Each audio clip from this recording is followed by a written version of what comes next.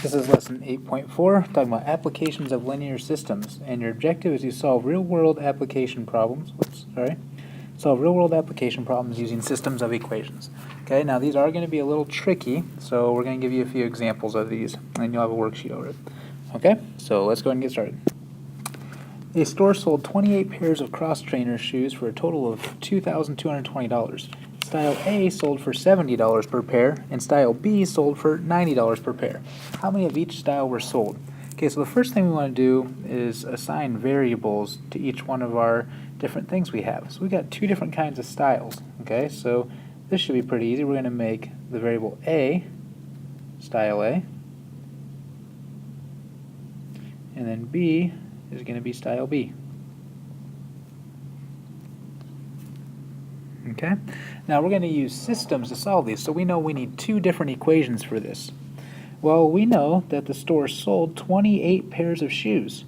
Okay, so that could be any combination of Style A and Style B, but we do know the number of Style A and the number of Style B needs to equal 28. So that's simply A plus B equals 28. So we have an equation for the number of shoes, or number of pairs. Okay. Now the other information we're given is how much they sold them for, or how much money they made. So now we need an equation for the money. Well, we know that Style A is $70 per pair, so that's going to be 70 times A, plus Style B is 90 per pair. So 70 times the number of A pairs plus 90 times the number of B pairs should equal the total amount of money. Okay? Well, we can use substitution or elimination to solve this. It doesn't really matter either way. Mr. Ayers likes elimination the best. So I'm going to multiply this top equation here by, let's just go with, negative 70. Okay, so that will cancel out our A's then. So we'll have negative 70A minus 70B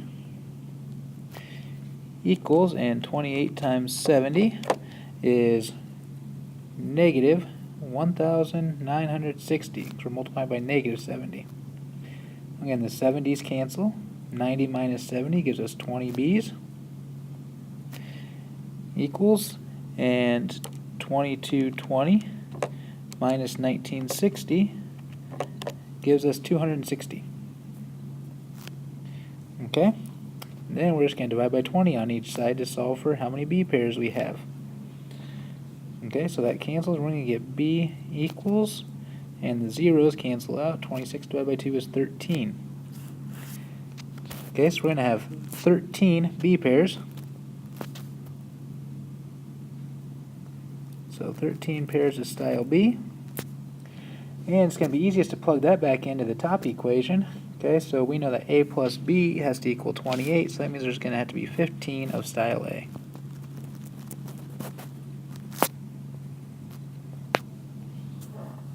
Okay, now let's go ahead and go on to another example.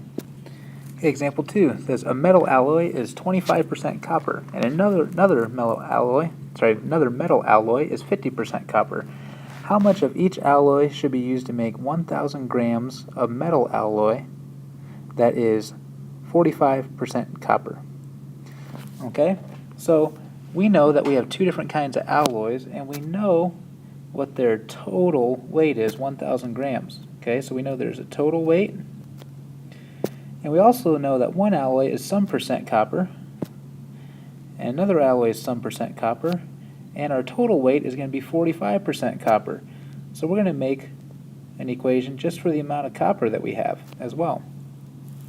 Okay, so we're going to assign variables. Okay, so we'll just make A, or let's go ahead and we'll just use X and Y assign. X is going to be alloy 1, and Y is going to be alloy 2. Okay. Well, we know that the total weight of alloy 1 plus alloy 2 has to equal 1,000 grams.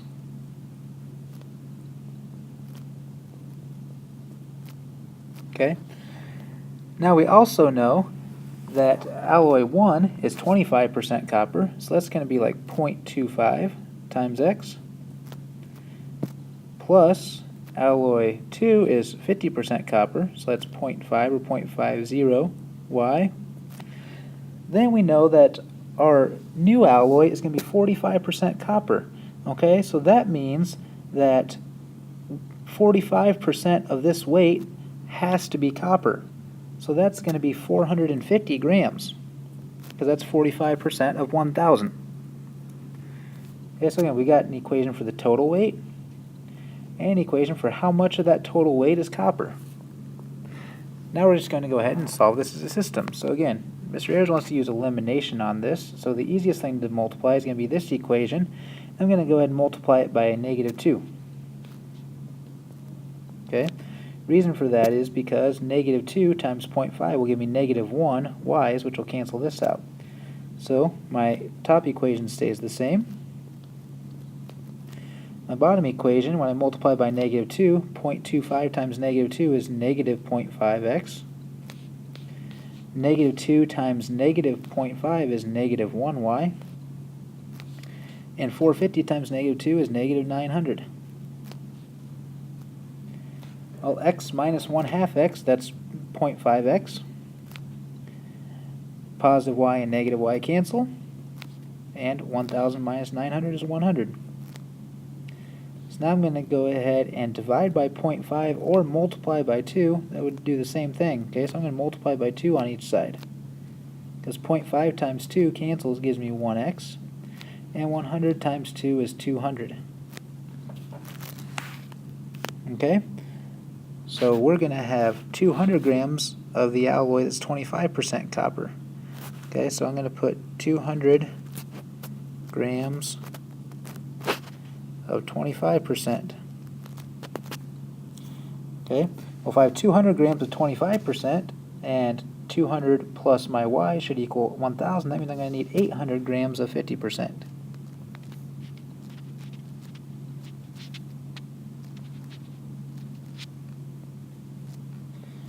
And there's my answer to that problem. Okay, I need 200 grams of 25% and 800 grams of 50% copper alloy.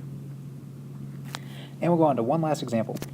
This one says a riverboat traveled 48 miles downstream in 2 hours. The return trip upstream took 2 hours and 40 minutes. Find the rate of the riverboat in still water and the rate of the current. Okay, so I want to find the rate in still water and the rate of the current. So we're going to be still water is S, and we'll make C the rate of the current. Okay? Now we're going to need, we've got downstream and upstream, so we're going to need an equation for downstream and an equation for upstream. Now let's think about the information we're given. We're given a distance and a time, okay? And we're asked to find a rate. So to solve this, we need to know the equation distance equals rate times time. Okay? Well, remember, my rates are what I'm trying to find, so when I talk about downstream, I'm going to combine the rate of the still water and the rate in the current, and I'm going to add those together because the current's going to help me as I go downstream. It's going to make me go faster. Okay? So my distance, when I go downstream, my D value is 48 equals my rate is the still plus the current, and I'm going to take that rate and multiply it by the time that it took me, 2 hours. Okay? Then my upstream, my distance is still 48 miles because I have to go the same distance. This time the current's going against me, so I'm going to take the still water minus the current, and that's going to take 2 hours and 40 minutes. Well, this rate I put in hours, so I need to put this rate in hours. That is 2 2/3 hours. Okay? It's the time that it took. So now I can't leave my equations like this, okay? Otherwise they're not going to be very easy to solve. So the first thing I'm going to do is distribute on each one of these equations, okay? So this 2 only gets distributed to this part here. So I'm going to rewrite my downstream equation as 48 equals, and then I'm going to distribute this. So I'm going to have 2s plus 2c. My second equation is going to be 48 equals, and I'm going to distribute this. Well, 2 2/3 is the same as 8/3. Okay, so I'm going to have 8/3 S minus 8/3 C. Now, this is going to be hard to solve with fractions, so the very first thing I'm going to do is take this bottom equation here and multiply everything by 3 to get rid of my denominators. Okay, so my two equations are now going to be, I'm going to leave the top one again, 48 equals 2s plus 2c. And the bottom equation, when I multiply everything times 3, well, 48 times 3 is 144. And then I just get rid of the denominators on the other two, so I'm going to have 8s minus 8c. Now if you look at these two equations, you should be able to tell I'm going to pretty easily be able to do elimination with this by multiplying the top equation by 4, because I'll get 8c, a positive 8c up here, to go with the negative 8c there. So now I'm going to multiply this whole equation by 4. Okay, and 48 times 4 is 192. 4 times 2s is 8s. And it's a positive 4 times 2c is 8c. So now I can eliminate. Okay, 144 plus 192 is 336. And 8s plus 8s is 16s. And the 8c's cancel. Okay, then if I finish this, I'm going to take 336 and divide it by 16. Okay. And when I do 336 divided by 16, I'm going to get 21 equals S.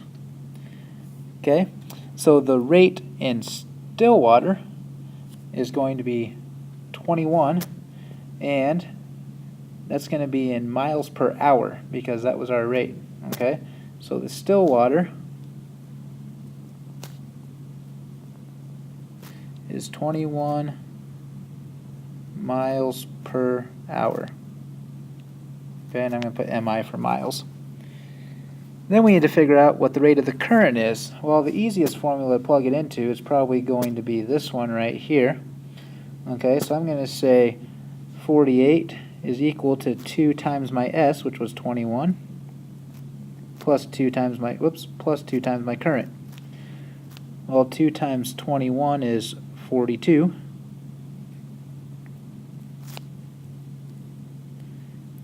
So 48 equals 42 plus 2c.